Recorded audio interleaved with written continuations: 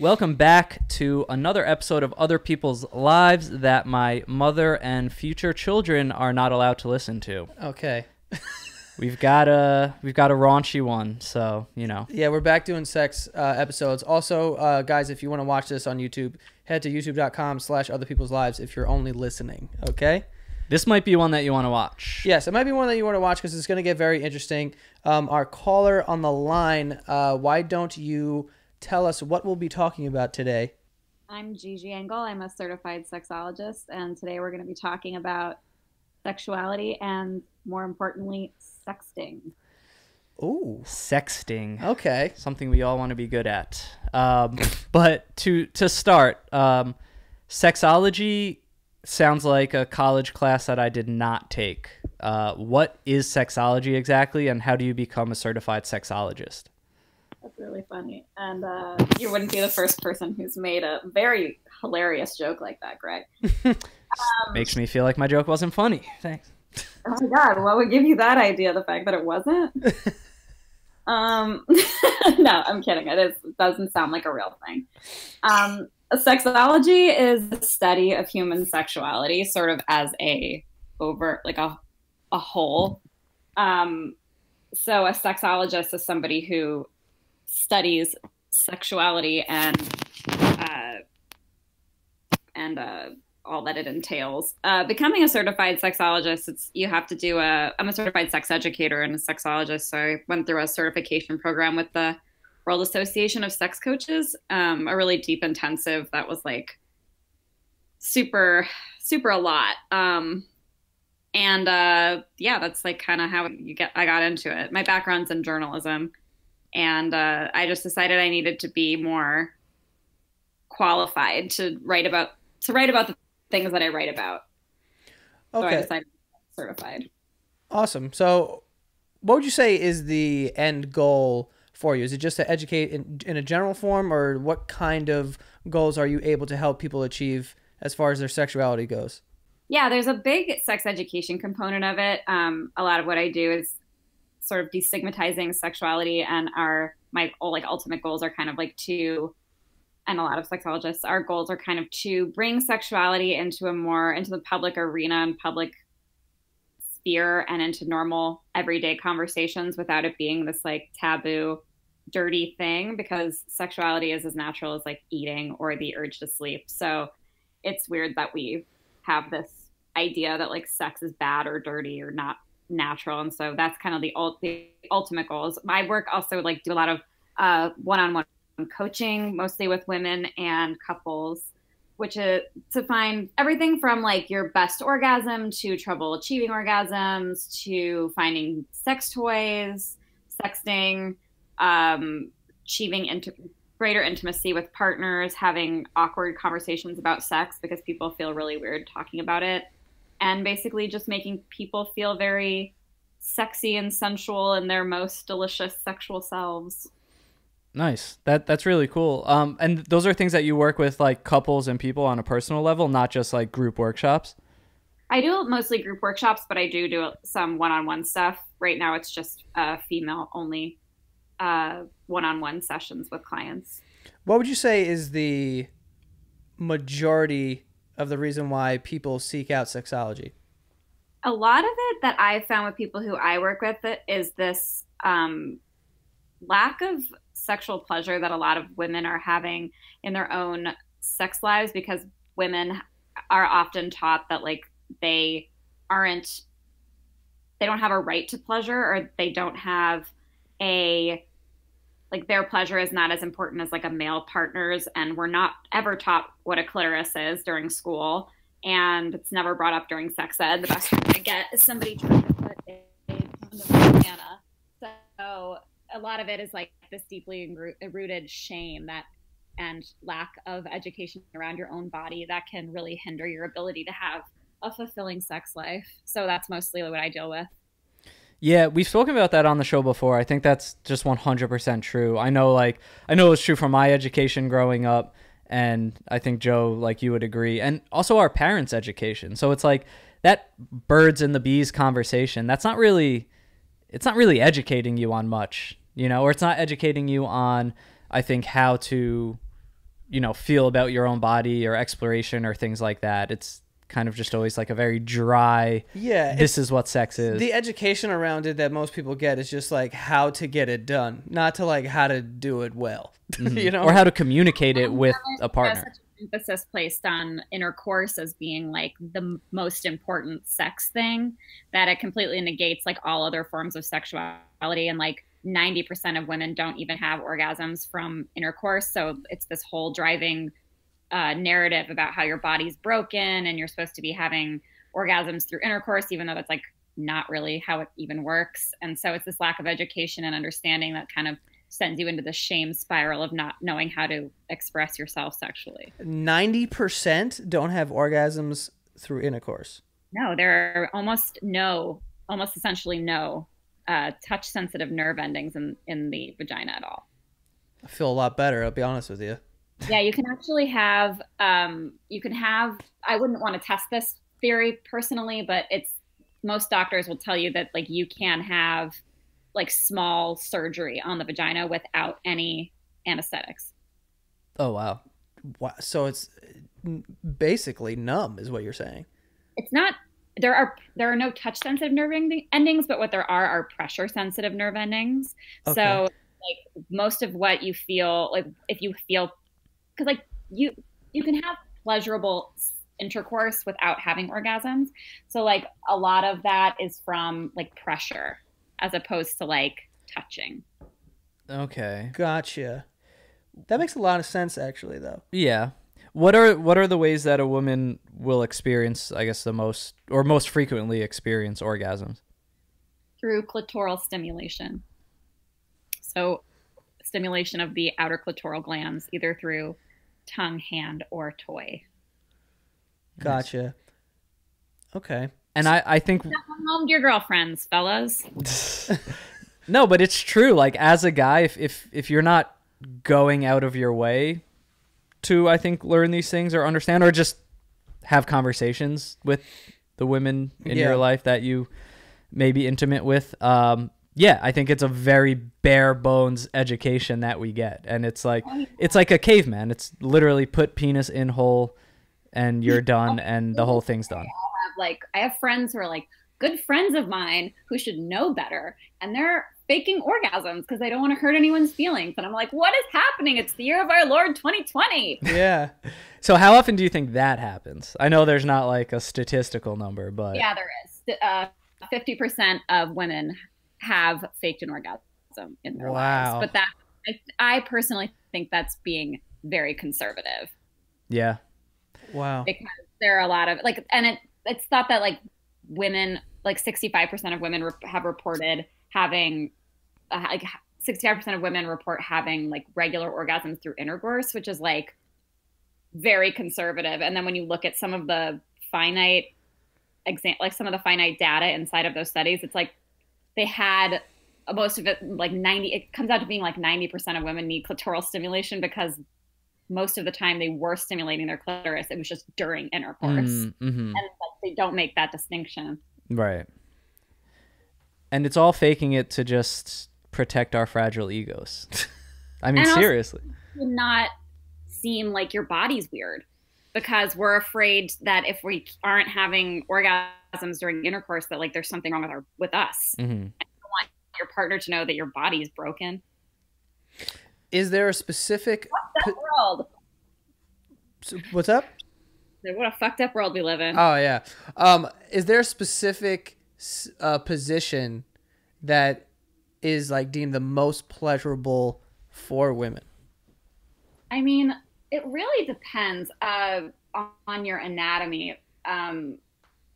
I guess like there's a technique you can use for missionary position called the coital alignment technique, which is like where your partner, a male partner or a partner with a penis or a strap on, whatever you have, it's kind of like is on top, but instead of moving up and down, slides up and down so that you can get clitoral stimulation like from your partner's pubic bone, and that can help you have orgasms like during sex.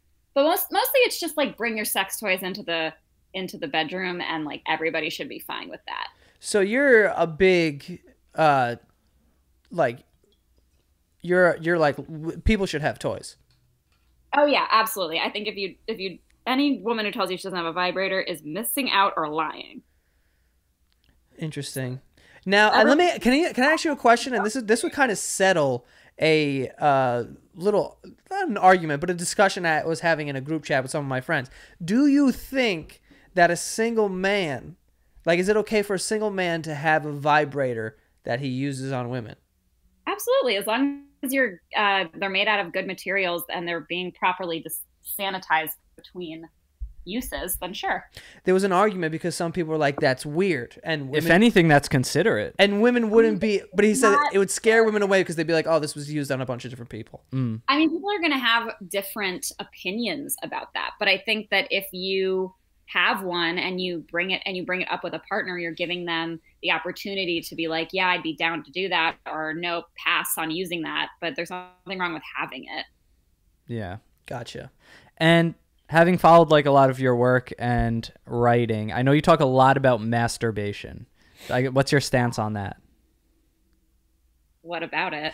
I know it's very general. Is there too much? Is there ever too much, or is it like just more so the benefits, or like masturbation is amazing and everyone should do it. It like there's a lot of like weird myths out there, like you can get addicted to a vibrator, or like if you masturbate too much, like your partner, like you won't want as much partnered sex, when actually there's absolutely no scientific data whatsoever to say that a vibrator can be addictive. That's just a lie, a very patriarchal based lie. And masturbating in relationships, there's also nothing wrong with doing that. In fact, most studies show that if you masturbate, you're actually more likely to want partnered sex, because the phrase, which like weirdly, because a lot of sex myth, a lot of things like common believed myth things around sex, like a lot of it's wrong, but the whole like if you don't use it, you lose it thing actually has merit, because the more you engage like your sexual muscles, the more they want to be engaged. So it's like a cycle. Interesting. Yeah, no, that makes a lot of sense.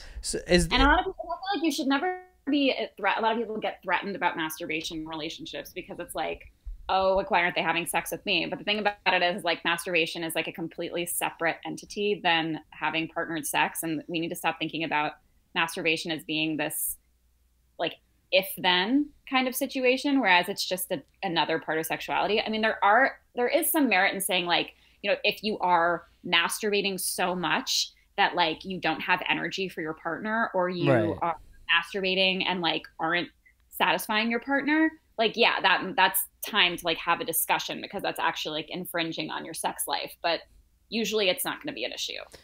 Yeah, and if anything, it sounds like upkeep in a sense, or you know, just like your own personal time to be sexual with yourself.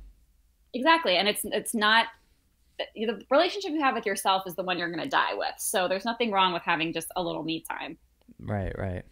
What would you say? I mean, I don't even know if like, you know, whatever, but would you say that if someone was masturbating once a day, that is completely normal? Or would you say that's a little too much there? But I think that it depends on everybody. Like some people are going to masturbate 3 times a day and still like get it on with their partner, like without any problem. And some people are going to masturbate once a day and they feel fine with that. It's really like what works for you. Like there's no amount that's too much and there's no amount that's too little. And like anyone who tries to say that like someone's masturbating too much, like they're clearly like putting their own shame and bias into like the judgment of someone else. Now, I know this might be a little bit off of your path, I'm not sure, but like, would you say that porn is damaging in any sort of way that you were explaining? Pornography, I have a lot of people are really anti-porn, like in the space, just like thinking that it's this whole, a lot of people in general, like not just people in the sex field, like people, Christians, all y'all are like, you know, anti-porn being like, there's like damaging and it's teaching kids like all this bad stuff about sex. But like the thing about porn is that it's actually completely fine as long as you know what you're getting. The reason that porn is having issues right now, or like people have issues with porn or it teaches people bad lessons about sexuality, is because we have such little such little sex education in this country that people don't have anything other than porn to go off of. So because we shame sexuality, we treat it like it's taboo, and we like don't teach kids about sex or have open conversations about sexuality, like their only education is going to be porn. So it's not really a porn problem, it's an education problem. Wow, that's a really cool take on it, and that makes a lot of sense. That is definitely some people's only education. Yeah. Obviously a false education. When you're like a young boy, like a heterosexual young boy or a heterosexual young woman, and the only thing you see are these dry sex with like girls with these like completely bare vulvas and like fake boobs, and these guys with these like really unrealistic dicks, you're gonna be like, wow, I'll never measure up, or like, I guess that's how I'm supposed to look, or oh, I guess that's how I'm supposed to sound during sex, because you don't know any better. Right. Yeah. And then especially like for women, I feel like so much of porn is just a woman taking on a submissive role, which I feel like isn't fair. Yes, absolutely. You have a lot of that. It's a lot of like I'll get into how porn is evolving in a minute, but like a lot of mainstream porn, it's this like whole punish fucking thing of women. It's like this, you see like the words that are used to like describe these videos. It's like destroy, like tear apart, and like all of these like really intense, like anti-women, like male perspective only views of sex. And so it's like this submission and like degradation of women, which is like leads to all kinds of fucked up beliefs about like how you're supposed to have sex with them. Like I've heard people who have been like choking people on a first date because they just thought that's what they're supposed to do. Jesus. Just thinking everyone enjoys that. Oh my. Yeah, like thinking it's just like part of sex. Like, let me just choke you without asking or knowing what I'm doing. Yeah. It's really scary. Yeah, that's kind of terrifying. Can't be choking on the first date. You can't choke someone without asking them ever. Yeah, that's not. That's. But yeah, and especially for a woman too, it's just like you just think when you put yourself in that position, even if you're like, I want to have a one night stand tonight, because there's nothing wrong with that, but like just how much more vulnerable like a woman in that position is, because you're just giving up, power in a sense to a man who could do something like that, and you may not be able to do anything about it. That's terrifying to think about. Yeah, no, it's not great. Yeah, but you were talking about how porn was evolving. What did you mean by that? Oh yeah, so as I had mentioned, like a lot of mainstream porn is that kind of like, anti-woman, like very degrading towards women. It's only really taking the male perspective. It's always so dry. I was kind of perusing some Pornhub yesterday, and I couldn't watch anything because everything was too many dry sex scenes. What do you mean by dry? Oh. Yeah, what does dry mean exactly? Like no lube. The woman is like never aroused, so it's so dry. Oh, like literally dry. Like, yeah. Literally physically dry. And I'm like, oh, that cannot be comfortable. So this is a quick side note, but you seem like an advocate for lube, which I feel like in everyday life, maybe a lot of people aren't. The wetter, the better. Use it. Have it in your purse. Have it in your backpack. Have it in your nightside table. Have it in your glove compartment. Have it in your girlfriend's glove compartment. Boyfriend's glove compartment. Have it in your sock. This is mad lube. This is a lot of lube. Put it everywhere. So you have it available. How often? That's a ton of lube. I feel like you got to put a tarp down and have sex with all this lube. I meant like bottles of lube. Get your head out of the gutter. No, I'm saying though, like loose lube. If you're all lubed up though, you're not lubing your whole body. I know that, but I'm saying, you don't think there's residue of lube sometimes? I mean, I guess you deal with it. What are your cleaning policies, Joe? What am I? What? Do you not clean stuff properly? What do you mean lube residue? No, I mean, like if there is bottles of lube literally everywhere in my socks, like whatever. And during intercourse, we are incorporating lube. I do think there is a chance that some lube could get on your bed sheets, and then if you're constantly using it, it's called washing them. Yeah. Do you use lube? Because you strike me as someone who doesn't. I'm not saying I do, but you definitely seem like you don't. I have used lube before. I don't use lube. Like I'm not gonna. Like, not using lube. Huh? Kind of vibe. You're kind of giving me a I don't use lube vibe, which is freaking me out. Listen, I never thought about lube this much. I remember someone actually told us a while ago. Me and Greg did an episode, and the girl was telling us like you got to use lube. I'll be honest. I've used lube maybe 3 times in my entire life. I'm so sorry for all your sexual partners. Should I raise them a Hey, no, but don't leave me on an island, Greg. What? You don't use lube either. Say I got it. lube in my sock right now. No, you don't. Okay, no, I don't use lube, but I'm very. Oh my God! If it's any consolation, I am very aware of the clitoris. I'm very aware of the clitoris. Yeah, I'm all hands. I'm like 10% dick, like 90% hands. Okay, that's Maybe I could bring that ratio close. No, but I'm like 80% mouth. No, it's not even like if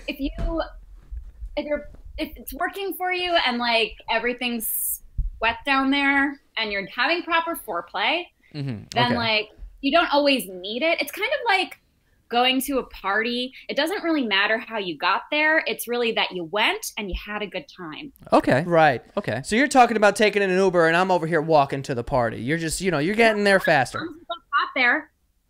Yeah. No, that makes sense. Yeah. But I am curious, like, okay, like an advocate for lube seems like an understatement after the past 5 minutes. So like I need to go get lube. I'm worried. But what about lube? Like when you say I feel sorry for your sexual partner, like I'm obviously curious in the woman's perspective here. Why do you feel like lube is so important? But also kind of not. Just because, I mean, 75% of women will have painful intercourse at some point in their lives. And a lot of that can be avoided just by using lubricant. Because, like, we also have this idea that, like, if you use lube, then there must be something wrong with you. Or, like, because you don't get, quote, wet enough.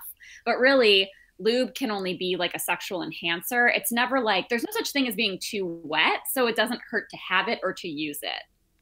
Now, and I think you should always have it available. But, and also there's this other thing called arousal non concordance, which is like maybe your brain is really turned on, but like your body hasn't gotten there yet, which can happen for a lot of female bodied people. So like if you're really rearing to go, but your body's like hasn't really caught up to that level yet, lube can be a way to get you there so that you're not jumping the gun and possibly causing tearing or bleeding or pain. Jeez. Okay. How would you suggest using lube? What the fuck kind of question? I know. I mean, thank you. First of all, I'm being judged by a sexologist. This is terrible. No, but of all questions, I'm saying though, if someone wanted to start incorporating lube, how would one go about that? like how to communicate it. How to communicate it, how to apply it. Like, what are we talking about? Right. If you have a girl who's not asking you to use lube, I think pretty straightforward. It's like, you just use a bit. You're using condoms inside and outside of a condom because then you'll minimize. If you use it on the inside of a condom and on the outside, like put it on the penis or toy first and then put the condom on and then put it on it. Whoa. Interesting. Wait, I feel like that would be dangerous. Like that thing would just slide right off. What? Are you using like magnums? You shouldn't be. Because that's the only way that's going to be. That's the only time that's going to happen is if you're using a condom that doesn't fit you. I think in your mind you're picturing like however much lube you're picturing. I'm not picturing that. No. Down. I'm not. I'm really not. I was. The question about the sheets and everything was a little bit of a joke, but Was it though? All right, are you joking too? Because you said put lube in your sock. She wasn't joking. I was kind of kidding, but also not really. Like if I had one of my on the to go packs and I didn't bring a purse, like yeah, it's going in my sock. Okay. All right. She's lubed up, and now I'm gonna lube up for you because of how you're so adamant about it, and you've sold me on it. Okay. I'm gonna lube up for you. Wow. She's honored. You got some brand recommendations. Yeah, actually, I would love that. Like at the end of the show, to like run through any like of the products that like you specifically like use or recommend. I think that would be cool for listeners. Awesome. Yeah. I actually have another question. So, when it comes to sex, what would you say are the few, if there is that many, like common misconceptions that people are totally wrong about, but like you're like, all right, that's not really how it is. This is how it is. I mean, there's so many. I mean, like for instance, you know, there's like the whole idea that like men get hornier than women, which is just absolutely inaccurate. Like women get just as horny as men do. There's also like what kind of myths have you guys heard? Or I know one. I know so many guys in my life who believe, correct me if I'm wrong, that you can like stretch a vagina through sex. Oh, that is not true. That's not true, right? Like you cannot. They have babies. Exactly. It's like your cheek, like pull on your cheek. It goes through your vagina and it can bounce back to completely the way it was before. Your little pencil dick is not going to stretch it out. Yeah. No. Hey, that's true. But there's a lot of guys out there who think that. And it does not stretch out from sex. That is just not true. Also, I think like one thing I've heard from women is like they don't enjoy when guys are just like jackhammering away. They don't. Right. I mean, some do. That's I can't make generalizations like that. Some people do really like that, but for the most part, I mean, a lot of that's theatrics. If you're like into that, there's sort also of thing. there's the conception that hard means fast. That's not the same. I think hard means depth sometimes. Deep. Yeah. Let's go. Let's go. You got one right. Yeah. There we go, guys. Yeah. Do you have any more questions before we move on to the special do I have any part? more questions? Is there any other body part that people might not know about that is very stimulating for a woman or a man? Yeah, I mean, men and women, like they share pretty much the same set of erogenous zones. But did you guys know that stimulating the nipples actually lights up in the same place in the brain as does touching genitals? Wow. Okay. So they're even-ish. Yeah. Well, they're not. Yeah, sort of like the reward center is what lights up, and like the pleasure center. And so it all kind of connects.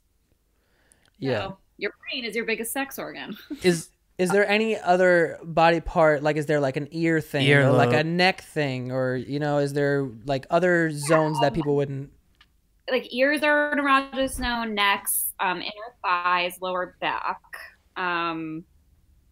But pretty much what's an interesting thing about erogenous zones is that pretty much anywhere can be an erogenous zone. It really just depends on how you like to be touched. Like someone might have really ticklish feet and like fucking hate that, but somebody else might get a foot massage and be like so turned on. Yeah. I also think oh no, go ahead. I was gonna say our pleasure center in our brain is like, so basically like your spine works as like the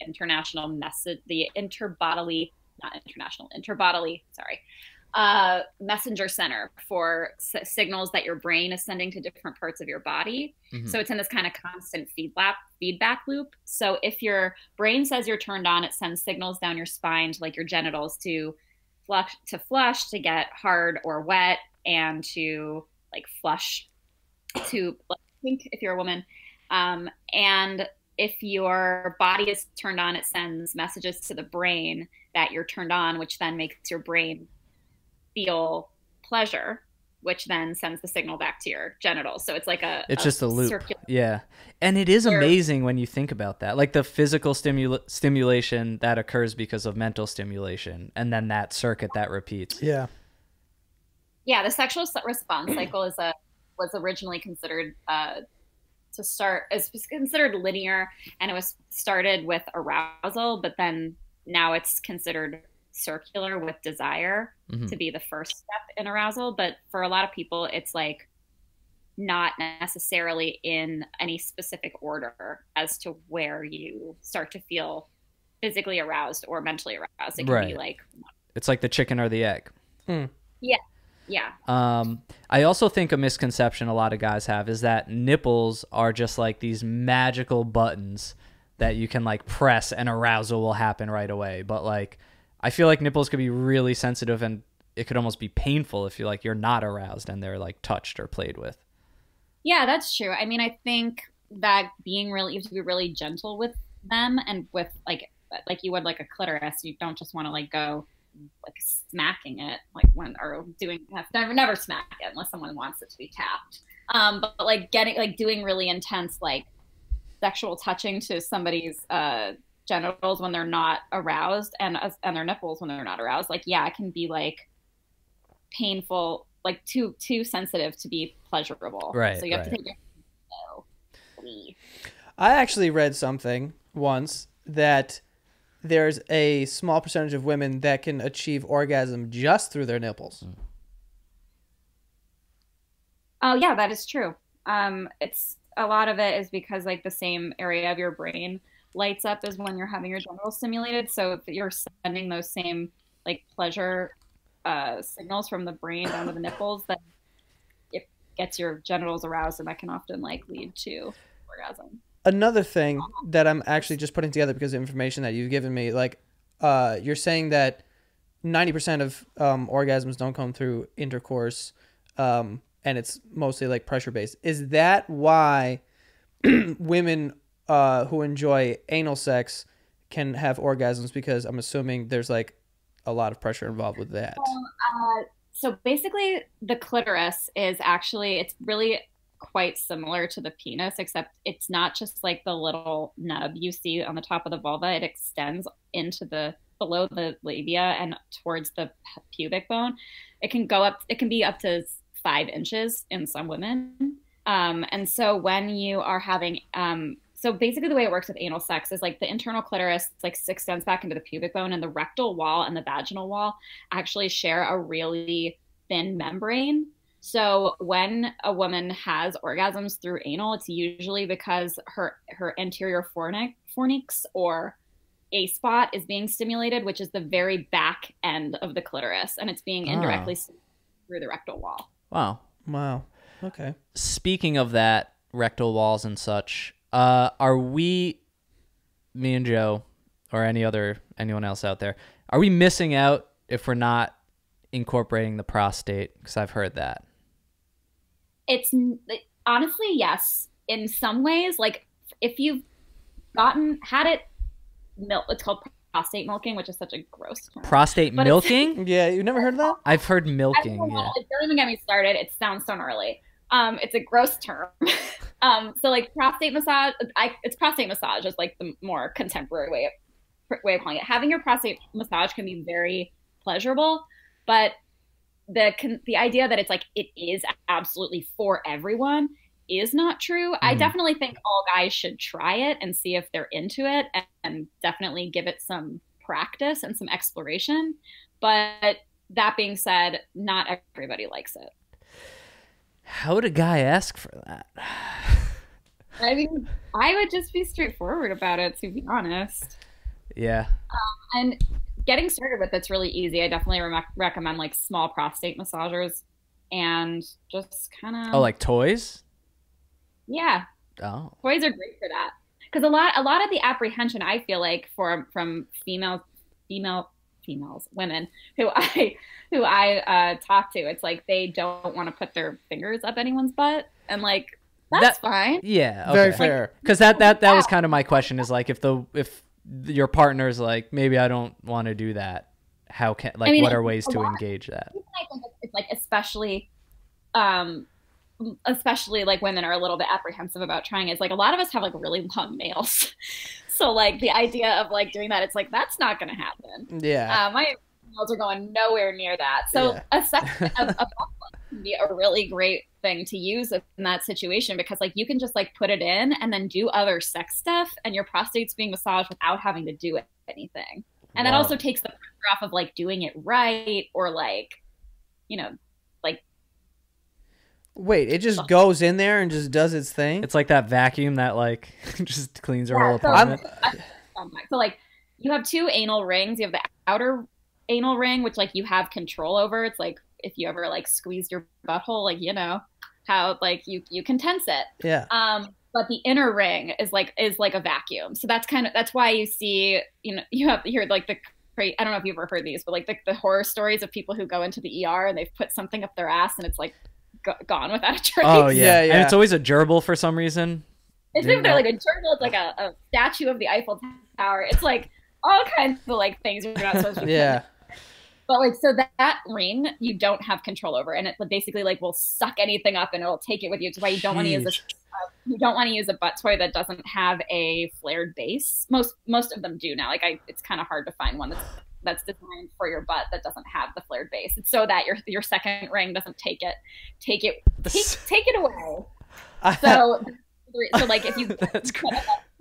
Yeah, no, I had no idea. Crazy. Yo, I had no idea that my ass was like a thief. You would just steal like from me. A black hole.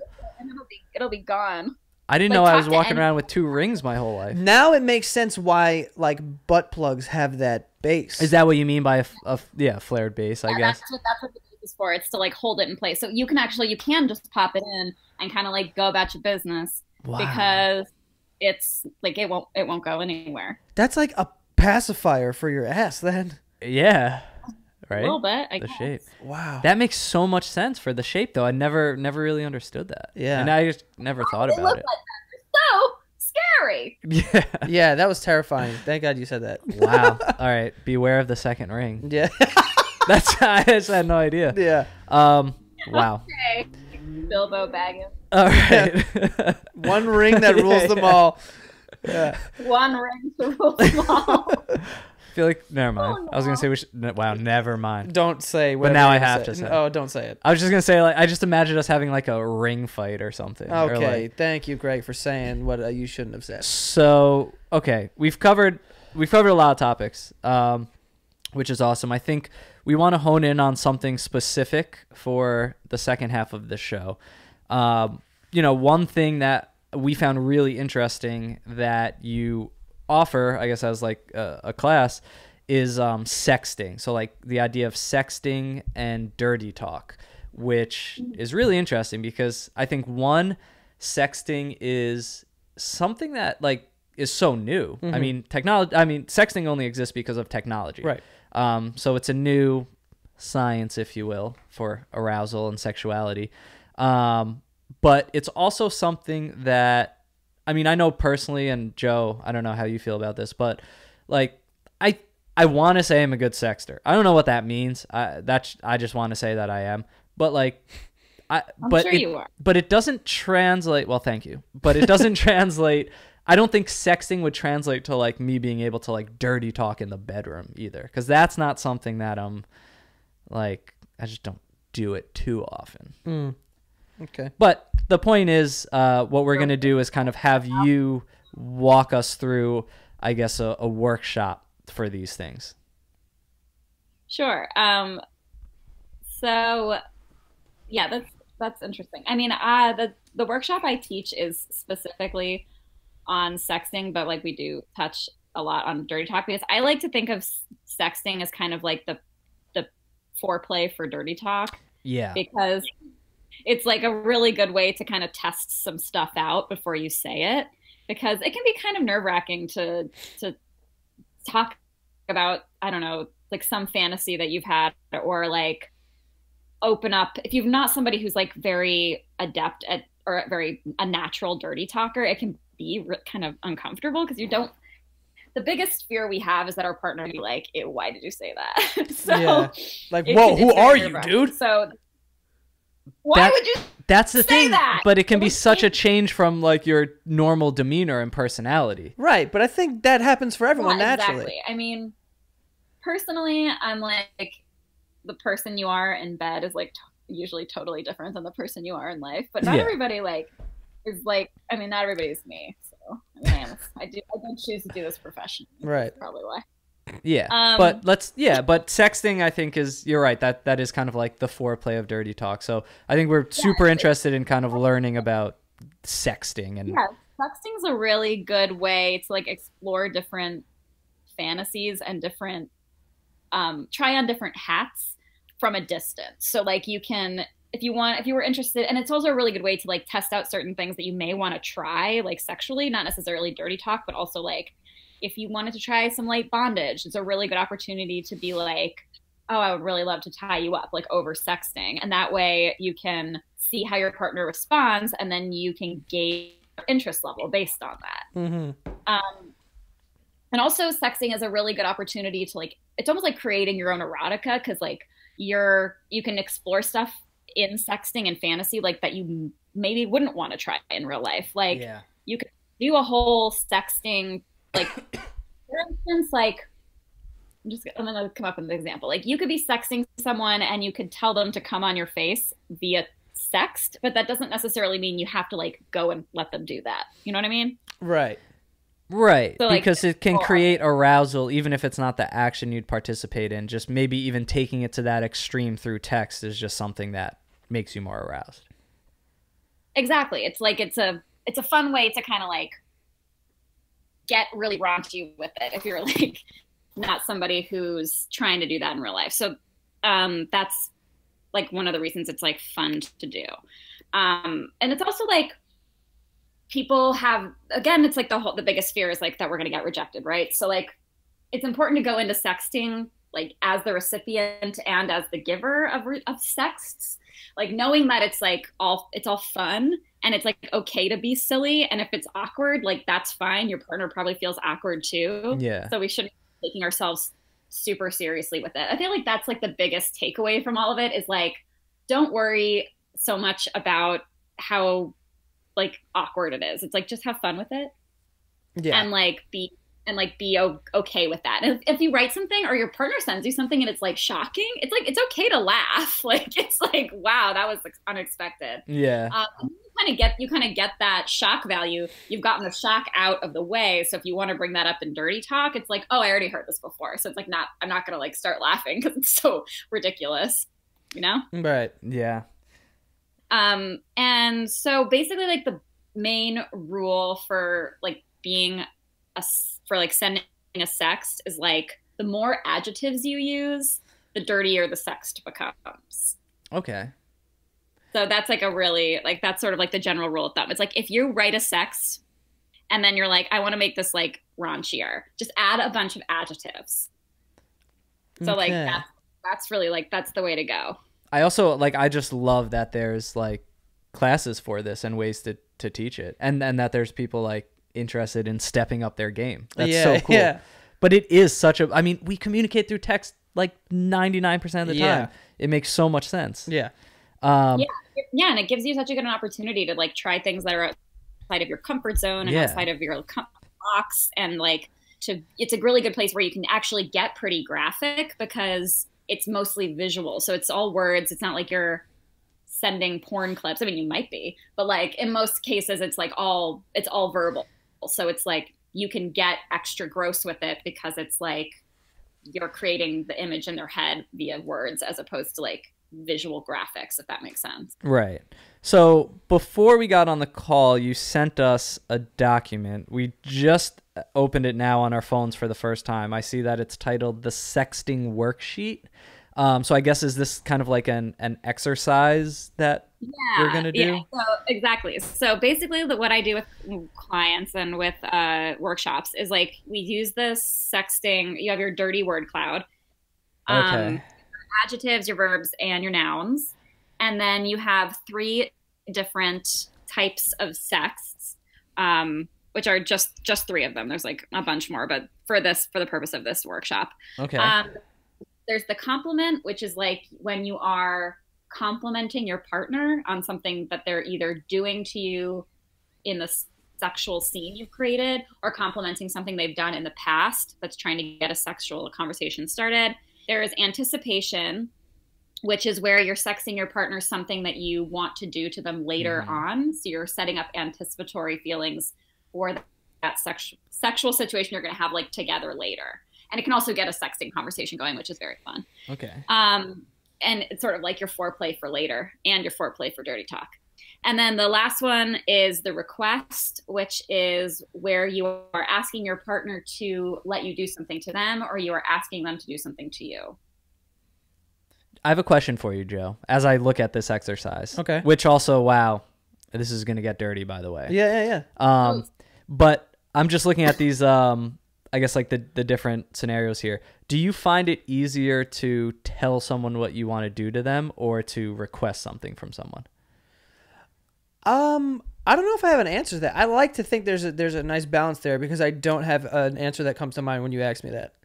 So I do think there is an even sort of... For some reason, I look at this and it feels so much easier for me to like say what I'm going to do to someone than ask for something for some reason. I don't know why. I don't know. Who knows? I don't know. Maybe we'll find out. Maybe. Okay, this is going to be really fun and interesting, by the way, looking at this word bank right now. Yeah. So Gigi, do you want to, I guess, walk us through how this exercise works? Sure. Okay, so you have your dirty word bank that you guys both have, your adjectives and your nouns. So the way it works is like each of you should, I'm just going to randomly assign you one. Greg, you take option 1, and Joe, you take option 3. Okay. I'm going to take, like, where the parentheses it says like, I love it when you verb my adjective noun. Got it. From the word bank. So I'm doing that one. I love it when you verb my adjective noun. So you're so good at verbing my noun.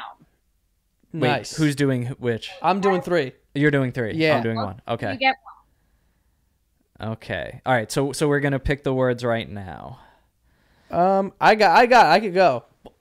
What? Did you study this before? No, I mean, I think that first thing that popped into my mind just happened to be in the word bank. Let's see it. All right, so I'm gonna go with. Wait, hold on. Let me make sure that they're. Okay, yeah. You're so good at riding my cock.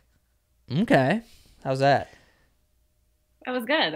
There you go. Yeah, I think it's. See? I flip flop back and forth with cock and dick, though. I was gonna ask that. Yeah.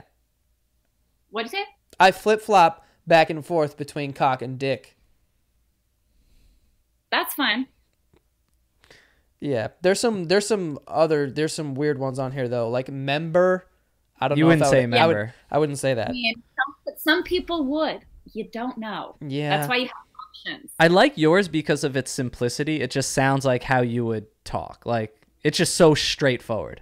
Yeah. Like I love it when you ride my hard cock. Yeah. The idea is that the options are there so that you can take them with you, like into your actual sexting conversations and be like, I don't know, I want to send something, but I don't know what to say.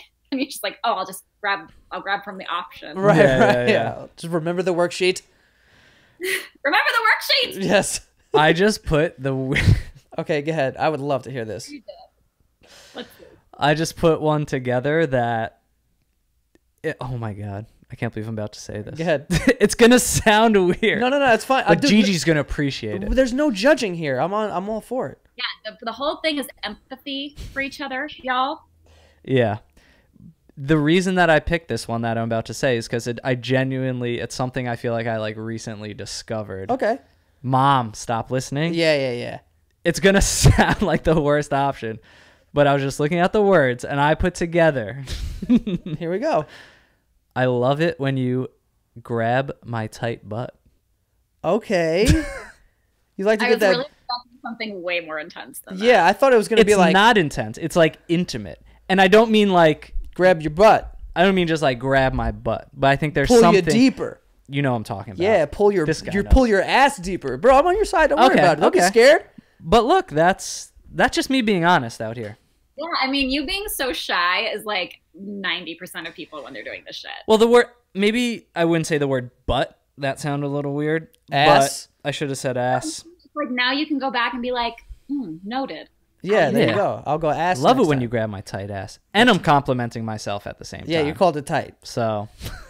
Yeah, you did. Yeah, good. Being like, I know it's great. So do you. I mean, what am I going to say? Throbbing ass? No, you're not going to. Your ass doesn't throb. No. Oh, muscular's on here, but that's a little too much of a compliment. Yeah.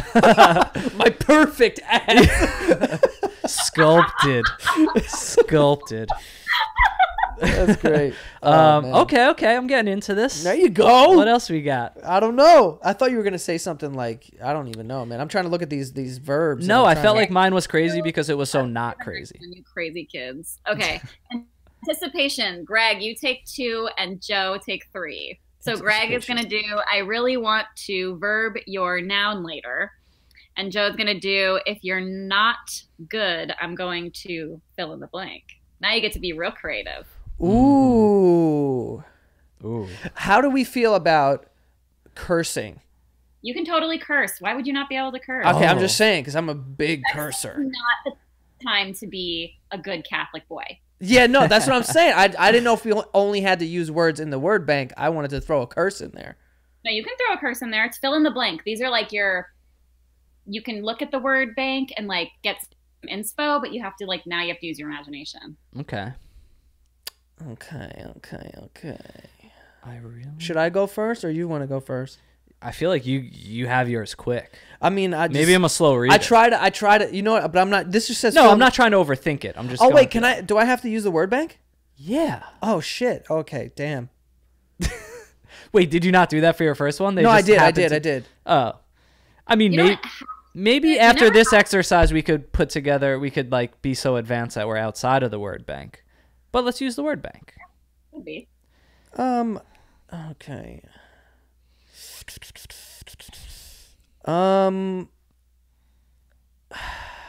Remember, the more adjectives the better. Yeah, the more adjectives the better. I'm trying to think of what mode I want to set, because I got 2 in my head right now. You know what I mean? Mm-hmm. The first thing that came to my head is if you're not good, I'm gonna pound your fucking pussy. Holy shit! Yeah, that was the first one. Dude. Right? So that's the first one. Okay. But then when I reread the sentence, it's if you're not good, I'm going to. And now I'm okay, now this seems like something that you're taking away. And there's a little teasing going on here, And it's not a reward kind of sentence. Mm-hmm. This is what I'm getting. I'm picking up. I'm trying to learn here. And then I have, if you're not good, I'm going to, wow, fuck, I lost it now. Where's the word bank? I'm gonna slap your ass or something, but I didn't know. I'm trying to look for adjectives now, but I didn't want to fuck it up, because now I lost the word that I had. But I'm looking at tender, and I would never say that. That's a little crazy. Yeah. I don't know, but it was something about slapping ass. If you're not good, I'm gonna slap your ass. Okay. But the first one that popped in my head was I'm gonna pound your fucking pussy. I mean, I appreciate both of those sentiments. They're both so different. Yeah, those are different. Yeah, one of them's pleasure based, and the other one's I'm gonna. It's not. It's I'm gonna start it up. You know what I'm saying? I'm gonna get let the car warm up or something. Yeah, I'm feeling a little sensual foreplay right now. So mine is, I really want to suck your nipples later. Not tits, not boobs. Something about a nipple. Just the nipple by itself.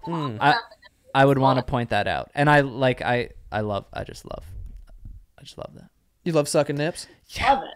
I'm a big nip guy. Dude, sucking nips is it's the best. Yeah. It's one of my favorite pastimes. I would have went tits though. And I don't mean to be disrespectful with tits, because I know that could come off as very frat boy kind of thing. Yeah. But I just feel I turn into this I'm more of a you seem a little. I'm a dominant dude. Yeah. So I'm an angry talker. I'm call them my tits.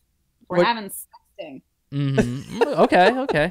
I'm just feeling honestly, it's somebody. It's this is my own personal preference, my own personal life. But if somebody tries to say breast to me, oh hell no! Come on. Yeah, my breasts. Dude, what the fuck? Yeah. What is this? King Henry? I'm sexting with? Flying up faster than the Sahara Desert. Yeah. I'm in the these breasts, dim the lights, light a candle mood. Take your time. Yeah. So that's why I'm going nipples, not tits. Okay. I'm for it. Yeah. Okay. Last one. Oh no, that it was last one. Just kidding. Oh no, this one. No, that was last. The request. Oh, the request. I'm on it. I read it on my. It was in front of me, and I thought that's what we had just done. Okay, so this is the request, which is you're asking someone to do something, or you're asking them to do something to you. So, who did the creative one last time? The creative? What does that mean? You did. You had the fill in the blank one. Oh yeah, I did. Okay, then who is that, Joe? Yes, that's me, Joe. Okay, Greg, you take the I want fill in the blank one. Ooh, okay. I'll get creative. I want fill in the blank. And then Joe, you do number 2. Will you verb your, my, on, in your, my, noun. Ooh, I like this. Okay. That's tricky wordplay. I have mine already. I have mine too, but I don't know if a noun is here that I need. If I'm filling in the blank creatively, do I have to use the word You bank? don't have to use the word bank if you don't want to. Okay, fuck that. I'll do. I'll do. Oh wait, hold on. I fucked this up. All right, you go. First thing that came to mind, totally fuck the candle in the dim lights I just said. I want to fuck you against a wall. There you go. Yes, I changed. That's the spirit. I changed, guys. I'm gonna fuck you against the wall. Now you're. That's how I get now you're in. in my bedroom, baby. Now I'm on your wall. Yeah. Now you're. Yeah. God, let's shut the lights off. Anyway. No. So I have will you verb your on my. Okay. Will you? Oh, this is a tricky one you got. I'm not gonna say your. I will say, will you sit that pussy on my face? Damn. Yeah. Yeah, you see, there we go. Nice. You guys are excellent already. As this keeps going, we're just gonna get so aggressive. Yeah. I know. Been even raunchier. You should hear it when I'm doing this class, like because like I usually have like 20 people in the workshop, and so we'll go around and everyone will read like their favorite option from the exercise, and by the request, people are saying the dirtiest shit. Yeah. Someone will be like, will you rub my back? And then you'll get to the request and they're like, fuck. And you're like, oh shit. Like, suck my fucking ass. they're like they go from like touching someone's breasts to like eating ass. Suck me into your second ring. Suck me into your second ring. No, but that's cool because I feel like I was just like the perfect like client for this because I think I started off tender and I really started to like and then you pick threw up against the steam, wall and it got fun and like coming on this journey with me. Yeah, that was a journey. I like the idea of like there's so many in this word bank that like you could make some crazy stuff. Like I want to fondle your tender muffin. That's one of them that you could make. Muffin, dude. Yeah. I want to caress your dripping dick. Oh wow. This is good. This is good stuff. Noun. I need to add that one. You made this yourself? Yes. You're a savage, Gigi. There you go. I'm a porn double text sexter. So when you do classes like this, I mean, is it just kind of a totally different, like diverse people that come in? Is it people who are typically like a little more timid and really start like coming out of their shells to like sext more with partners? I get kind of like 2 camps of people. I get like people who are genuinely like very timid and are like there to learn, and then I have like bachelorette parties. Right, that makes sense too. Yeah, and they're like, "Are you gonna teach us how to like suck penis?" And you're like, "Nah, dude. Like this is." And I also my workshops are BYOB, so like by the end of them they are like raw. They're like it's so like lit. Yeah, that's actually like crunchy. That's really fun. That's actually like a BYOB sexology class sounds amazing. Yeah. No, that sounds awesome. And really, like, even if it is like the bachelorette party and they're drinking and they're having fun, like it's still the end goal. You're still like helping destigmatize sexuality. And most fun group, because like when you're in a bachelorette party, like you're already in that mindset of being like, I don't give a fuck, and I am here to see some dick and do some weird shit. Yeah, so, but like, people probably get a lot out of this too, which is cool. And like find things that maybe they wouldn't be comfortable saying. Maybe them just going through your class and saying it helps them then say it like in a real life situation with a partner, which is cool.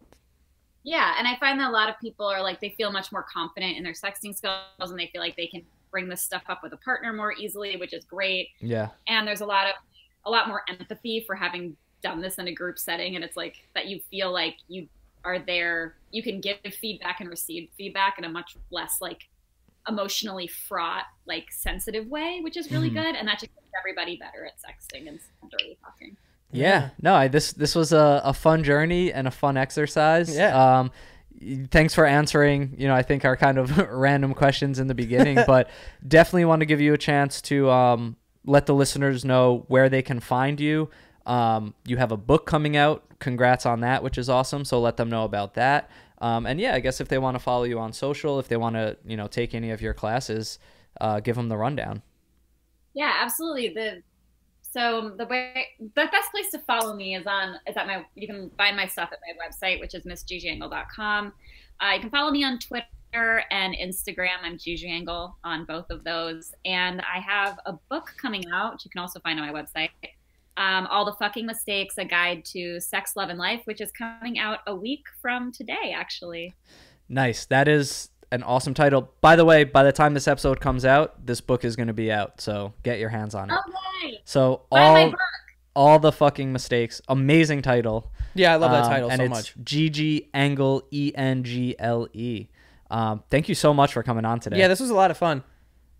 Absolutely. Thank you for having me, guys. This was really fun. I very rarely agree to be on podcasts with straight men because y'all are trash a lot of the time. But you guys are great. Facts. Nice. We did well. We try to be educated. We try. We have a lot to learn, but at least we can admit that, right?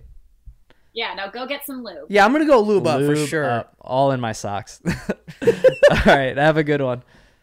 Yeah, bye, guys. See ya.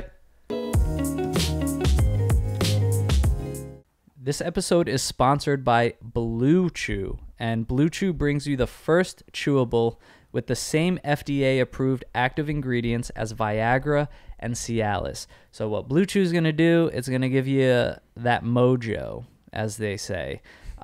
It's going to make sex better. It's going to make you a little better at sex. Yeah, it's definitely going to enhance your performance. Yeah, and it is prescribed online by licensed physicians, so you don't have to go to a doctor's office. You don't have to wait in line at the pharmacy. It ships right to your door in a discreet package, so there's nothing awkward about this. You simply order it, and it comes directly to you. No one has to know. But, this is also for anyone, not just someone who's having issues in bed. It could just be for anyone who kind of wants to improve their sexual experience. And everyone wants to do that, okay? So all you have to do is visit bluechew.com and get your first shipment free when you use our promo code OPL. Just pay $5 for shipping. Again, you can try this for free. Just go to bluechew.com and use the promo code OPL. That's BLUE chew.com, and the promo code is OPL to try it for free. Our next sponsor is Simply Safe. Simply Safe is everything you need in a home security system, okay? And everyone wants to keep their home safe, so everyone, in theory, needs Simply Safe. It blankets your whole home safely. You get comprehensive protection for your entire home, outdoor cameras, doorbell alerts, so you can see anyone who's, you get alerts anytime someone's approaching your home. Entry, motion, and glass break sensors. It's all good. I mean, I have a Simply Safe system that they sent me, and I use it all the time. Like it's amazing to know like when people are coming, or you could put it in certain areas so if a window goes up, then you're alerted. It keeps everything safe. Okay, and anyone can do it. It takes 30 minutes to an hour tops, and there's absolutely no trade-offs for your safety. Okay, and the best part is there's no contracts, and it's only 50 cents a day.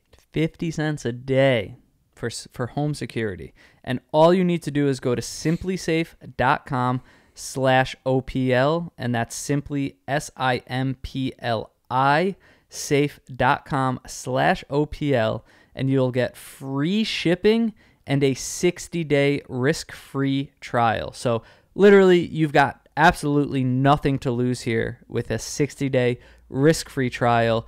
Go now and be sure to go to simplysafe.com/OPL. That's simplysafe.com/OPL.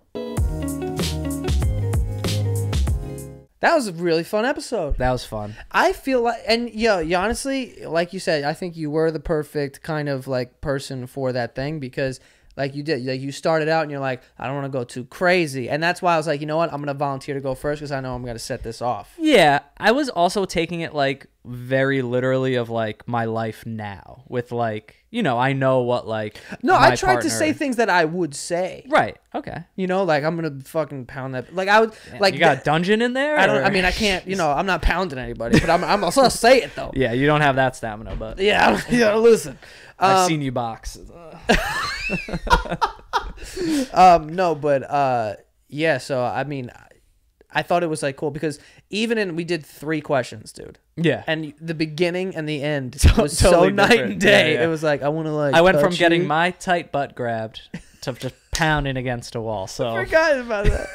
I want you to grab my tight butt. I was honest.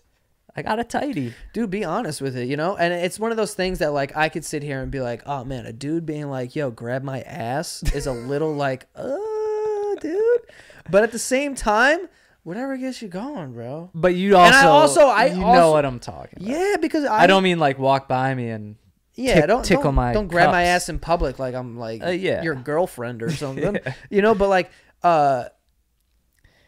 when like pull me deeper. It's to enhance the pelvic pull me in thrustal simulation that we discussed. during bloges. Huh? During Yeah. bloges, Oh, I forget enjoy about that it. a lot Forget about when it. there's a pull. Yeah. And then you know.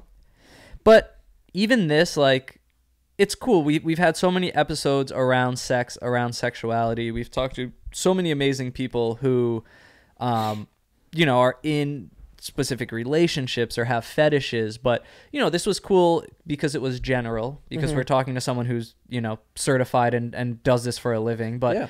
I think it just goes to show that, like, I don't think there's any, like, greater message here than, like, it's okay to just talk about sex, and sometimes just doing it and even just laughing about it can go such a long way to just, like, help destigmatize these things and just talk about it more naturally in our everyday lives, in our relationships.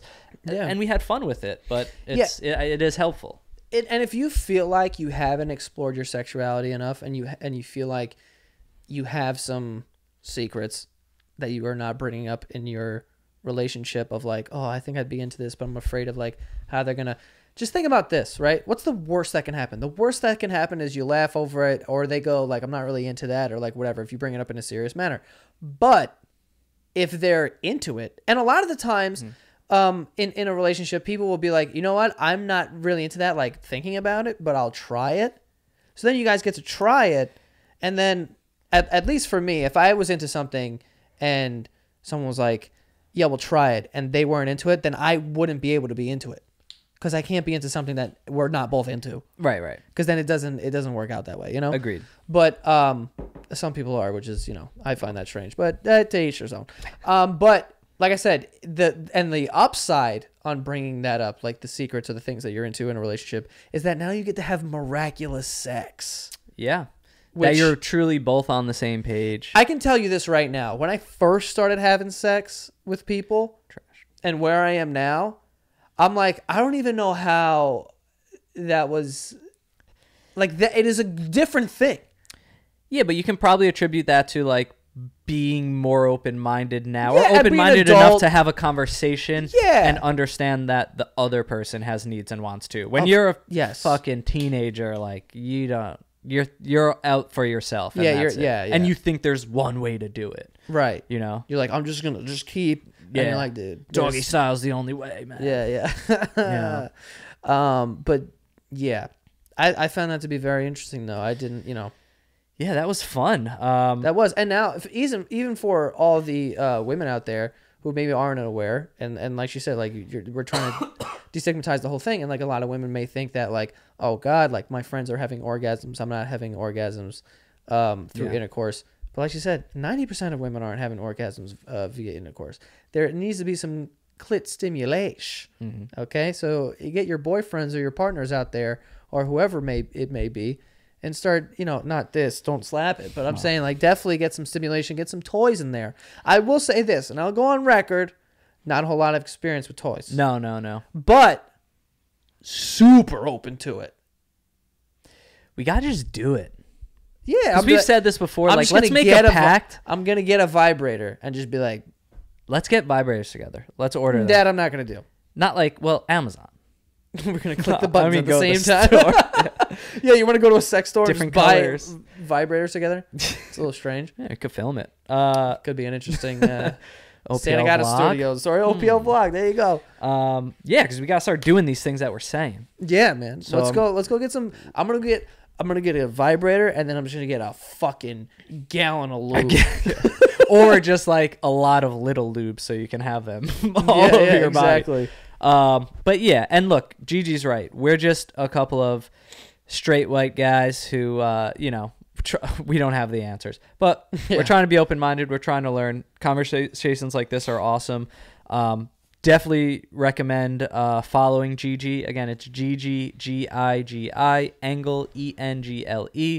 She's got an awesome book out called All the Fucking Mistakes. She's got courses, classes. She does one-on-ones.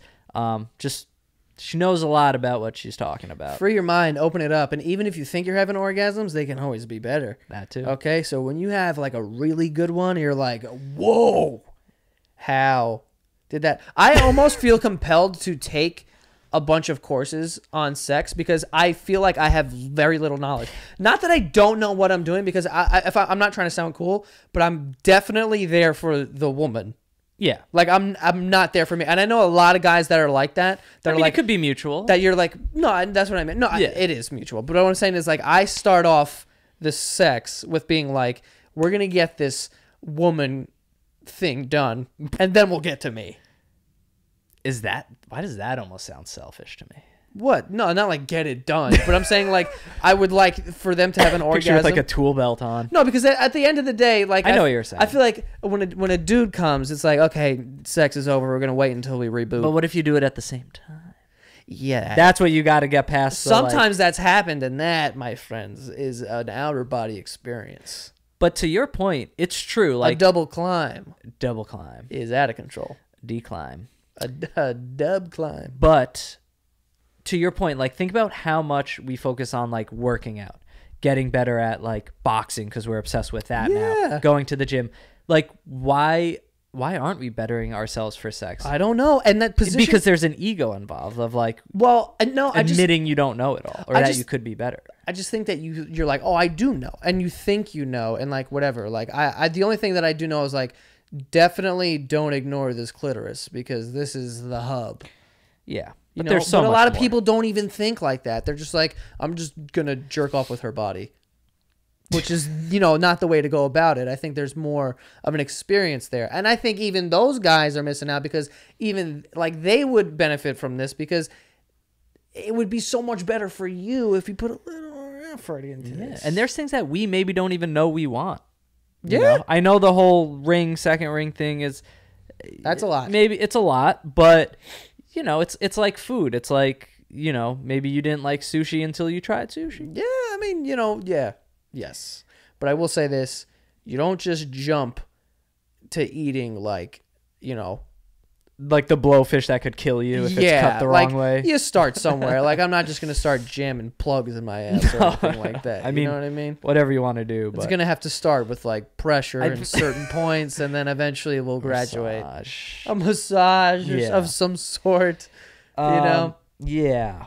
Look, we got a lot of thinking to do. I got a lot of stuff to work on. But yeah. But no, I think you homework. make a good point is like, you never reach a peak with these things. Yeah, and never. you're always changing. Your wants are always changing. Yeah. You're getting older. You're experiencing new things. So like, you want to switch it up. how do you keep this part of your life evolving as you evolve? Yeah. And that's interesting. And maybe we don't do enough for that. Some people do. Some people are super woke to it, but Yeah. Well, I think we've exercised that enough. yes. All right, anyway. What was I gonna say? Fucking yeah, if you wanna be on the show, go ahead, Greg. If you want to be on the show, definitely hit up our website, go to oplshow.com/contact. There's a form there. You can send us an email, and if it fits for the show, we'll definitely reach out to you and we'll schedule something. Yep, and follow the show on Instagram at OPL Podcast. We got clips. Shout out to all the patrons out there. You can go to patreon.com/OPL show. for bonus episodes, for the chat that we have where we discuss episodes. We get guests in. We'll get Gigi in so that she can answer your sex questions. Great little community there. And leave a rating and a review on iTunes. Yep. And sorry, Mom. Sorry to our second rings. We'll see you next time.